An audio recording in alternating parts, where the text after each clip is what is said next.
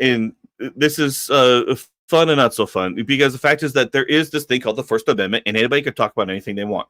The problem is that this person cannot give advice and be held accountable for you taking your own actions based on what he's written, right? So if you read his article and you did it according to the article, and then you decide, you know what, that wasn't a good thing. You know what, he screwed me over. You can't sue him for your own actions based on the actions you took based on his writings. Same thing with my own stuff. I've got blog articles and stuff like that. If you're taking advice outside of the advice of a financial professional, there's no recourse for you. You did it. You might be able to get out of it. Depends on the situation. And that's the problem, is that we have to say it depends. Yeah, well, there's never a cookie cutter, answer to that, if you can get out of it or not. It's so many variables that it would be impossible to know for each individual. But yeah, it gets difficult. In fact, we should rename our podcast, call it the "It Depends" podcast, right? I mean, anything particular. It's basically caveat emptor, right? Buyer beware. Essentially.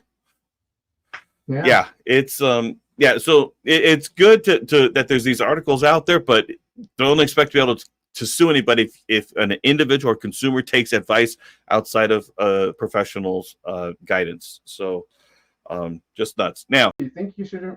Okay.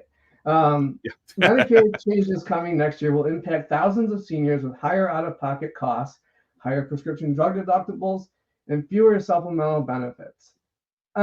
Maybe. So let's kind of unpack that a little bit. So the drug deductibles are pretty much true. There are more deductibles on prescription drug plans, and that is because they have now capped your out-of-pocket costs to $2,000 for prescription drugs. So insurance companies, right, think about it like this. If they're going to absorb more of the risk, of course they're going to transfer some of that risk to you as the consumer. So they're not just going to simply, allow, there to be a max out-of-pocket huge decrease and then also getting rid, of the coverage gap as well.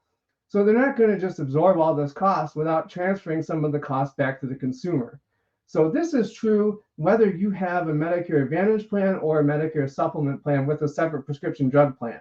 So all of these drug plans are affected by these changes. So this doesn't necessarily have anything to do with just Advantage plans. This affects everybody across the board. That's what we're talking about. We're talking about bundling all this stuff and whether you're choosing it or not. And of course, the more that stuff that's bundled in, the higher the costs go. Just flat out. That's the way it works. Even if you don't want it. All right.